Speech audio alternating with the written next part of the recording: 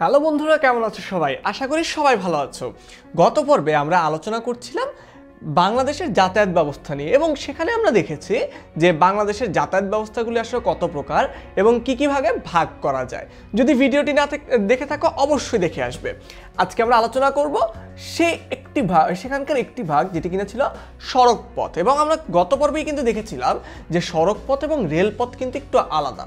এখন সেই আলোচনাটাতে একটু আসি যে সড়ক পথ এবং রেলপথ এই দুটি জিনিস যেহেতু একটু আলাদা, এবং রেলে করে অর্থাৎ এই যে ট্রেনে করে সব জায়গায় সব পণ্য আনা নেওয়া করা যায় না।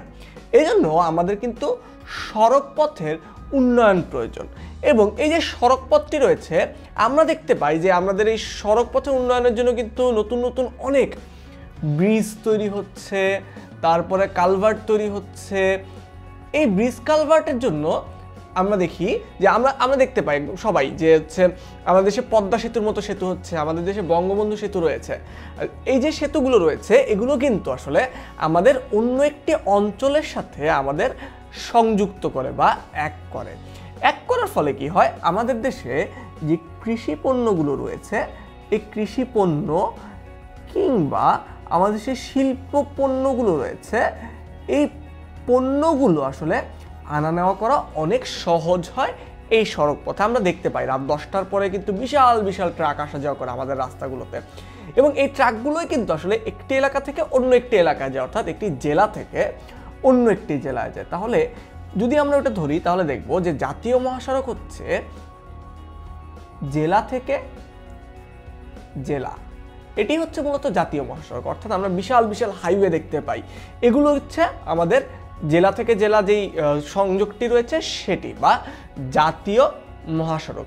দ্বিতীয়টি হচ্ছে আমরা দেখতে পাই আঞ্চলিক মহাসড়ক। কি আঞ্চলিক মহাসড়ক হচ্ছে যে একটি অঞ্চলের ভিতরে বা একটি জেলার ভিতরে যেই রাস্তাটি রয়েছে, অর্থাৎ আমরা যদি বলি তাহলে জেলার অভ্যন্তরীণ যেই রাস্তাটি রয়েছে, এই অভ্যন্তরীণ রাস্তাটি মূলত হচ্ছে আঞ্চলিক মহাসড়ক। এবং এই রাস্তার ভিতর দিয়ে কিন্তু আমরা আসলে অফিসে যাই কিংবা স্কুলে যাই, কলেজে যাই, বিশ্ববিদ্যালয়ে যাই, কিংবা বিভিন্ন কাজে আমরা কিন্তু এক স্থান থেকে অন্য স্থানে যাতায়াত করি। এবং এটি হচ্ছে অন্তজেলা মহাসড়ক। আর যেটি বলেছিলাম জাতীয় মহাসড়ক, সেটা হচ্ছে আন্তজেলা মহাসড়ক।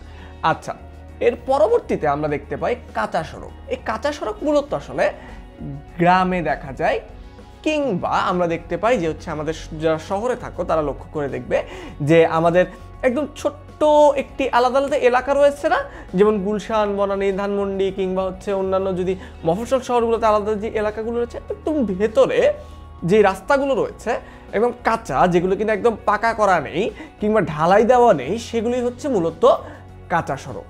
এবং এই কাঁচা সড়কগুলো মূলত হচ্ছে আমরা গ্রামে দেখতে পাই।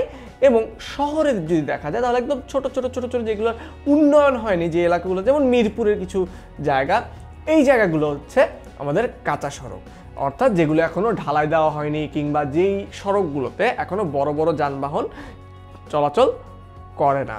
তাহলে আমরা আজকে কি দেখলাম? আজকে আমরা জানলাম যে এই যে কৃষি পণ্যগুলো রয়েছে বা শিল্পের পণ্য, এই পণ্য আনা নেওয়া করার জন্য, কিংবা আমরা যদি ঘুরতেও যাই বা কোনো ট্যুরেও যাই, তাহলেও এই যে যাতায়াত ব্যবস্থাটি রয়েছে, এই যে সেই যাতায়াত ব্যবস্থাটিকে যে 3 ভাগে ভাগ করা হয়, এবং এই সড়ক পথে 3 ভাগ আমরা দেখেছি, আন্তজেলা, অন্তজেলা এবং গ্রামীণ রাস্তা।